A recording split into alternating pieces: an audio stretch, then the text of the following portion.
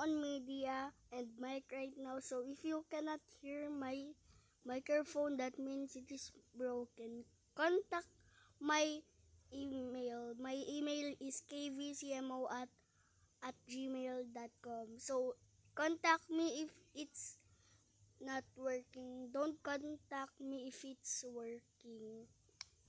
Okay, if it don't works, I will type it in the search bar. Okay.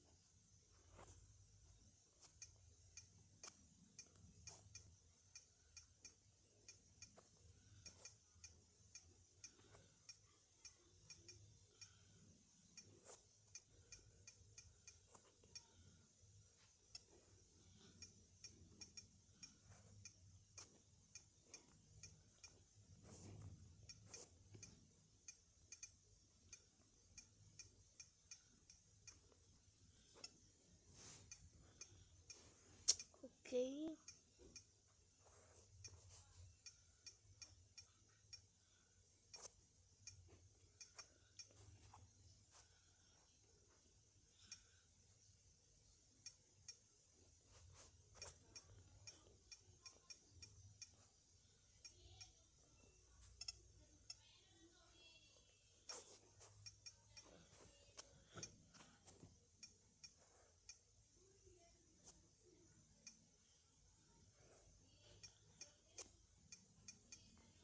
Okay.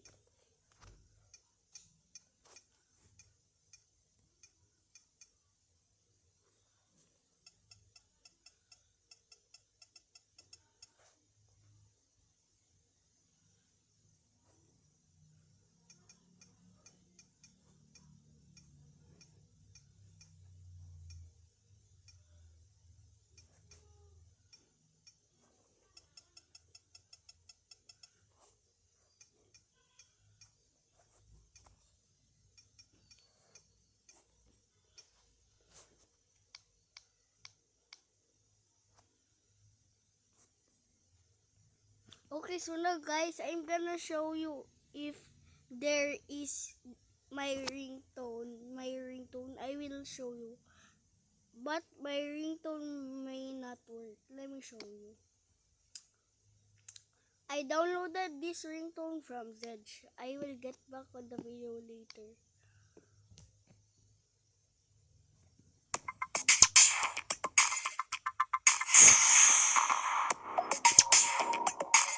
Yeah, that's it.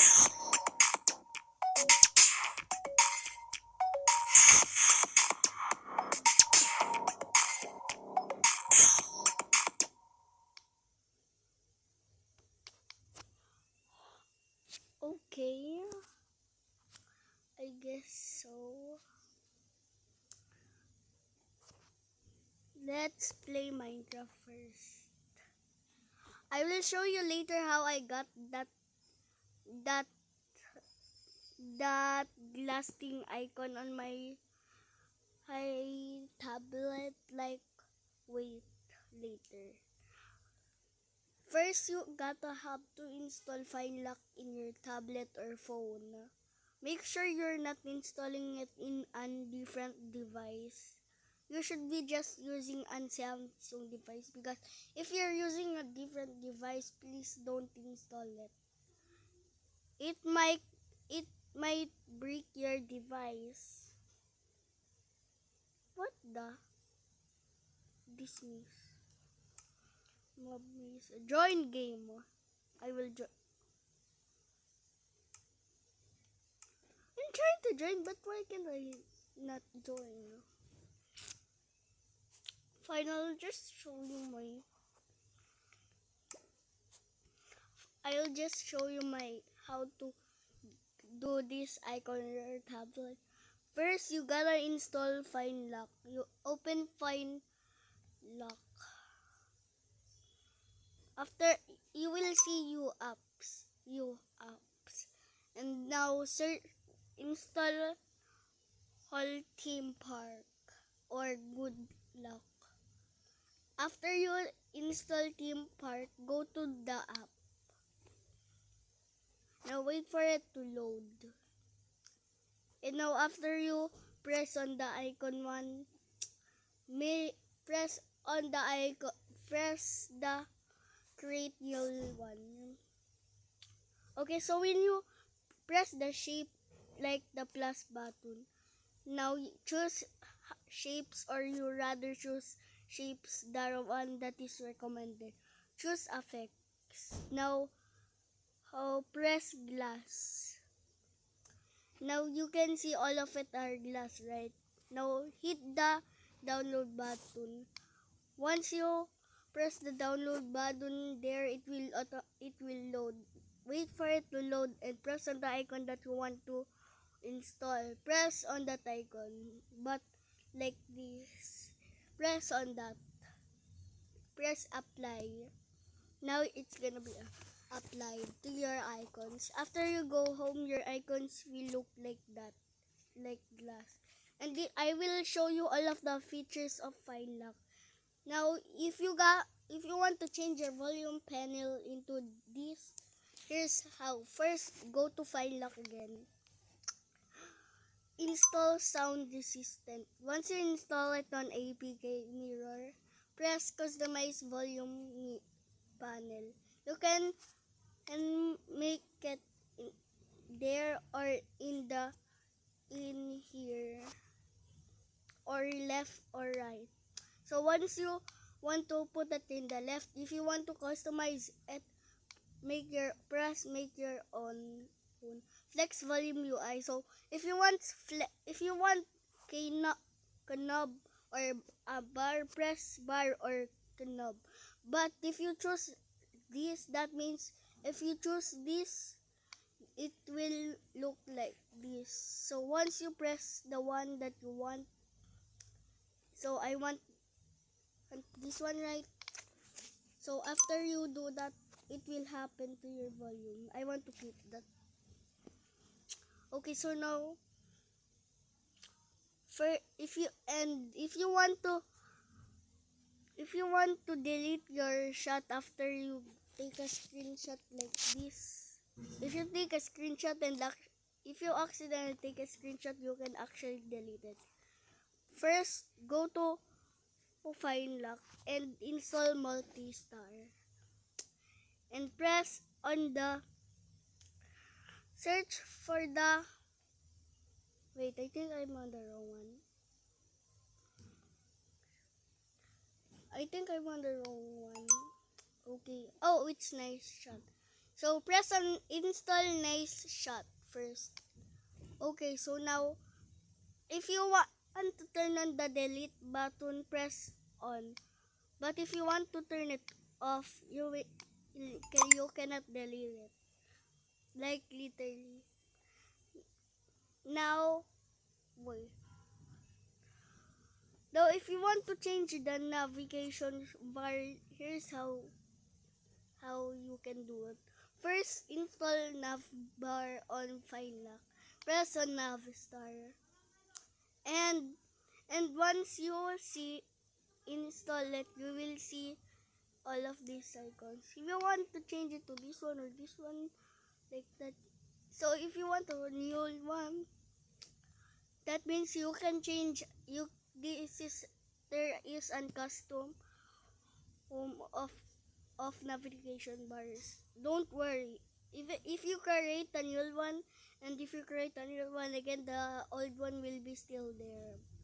For if you want to change it back to into any of that, you can press and press the save button or cancel button.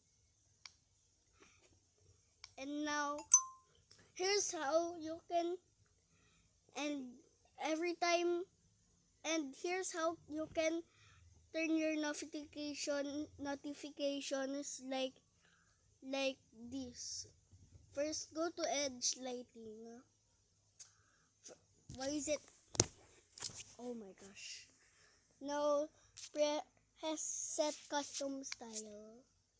Now you will see any of that. Choose advanced, rain, clouds, like that, any of that. I choose the slow one. It's almost Christmas. Once you do it, press done. And back now. it will happen like that. Now if you want to change your clock face into an custom one, first install clock face. Now wait for it to load. Now choose any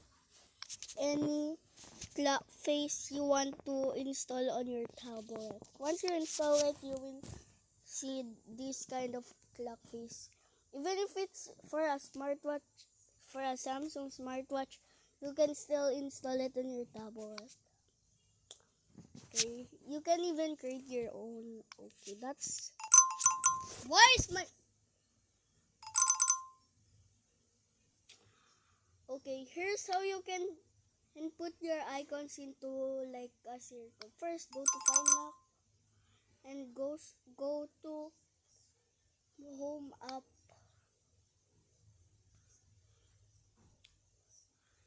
And go to home screen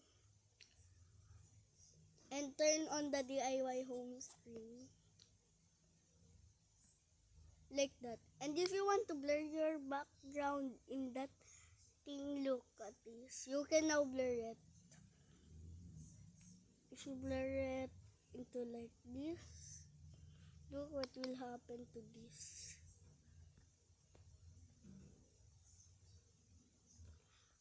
What's up in the 30s?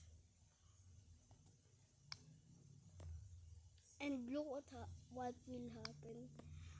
I would rather just keep this like that. If it's at 0, that means it is not. There is no blur. Okay. If you want to favorite your max the favorites on your taskbar like that, that means it will take a deep breath and I get real high and I now like what's that called? And you can turn off your taskbar in the settings. And by the way, the taskbar is only for tablets, not for Samsung's tablets. It's not for Samsung phones. But you can still install taskbars on your Samsung phone with just apps on the Play Store. Okay, if you want to put the blue pages like that, apply. But if you don't want to apply it, I don't know. Yeah, like that. What does this even mean? What does this even mean?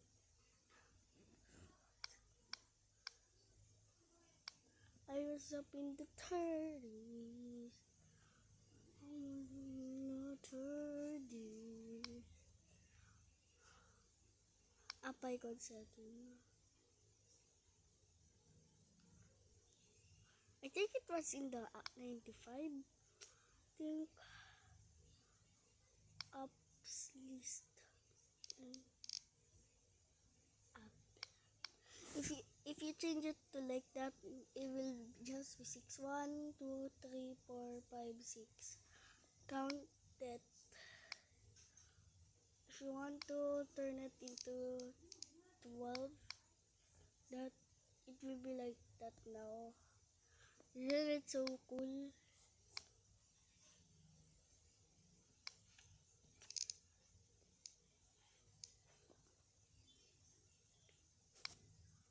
I was up in the 30s, up all night. And that's it. This task changer will do anything. If you want to change your task like that in your tablet, first go to task changer in home, in this home app.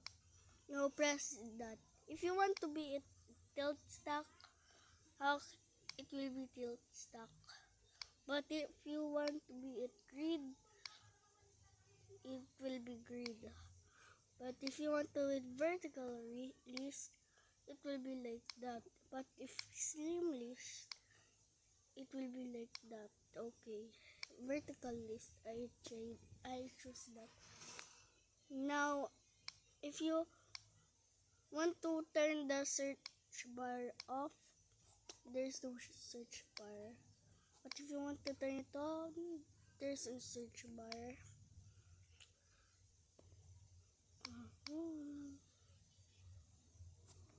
How did I turn on that?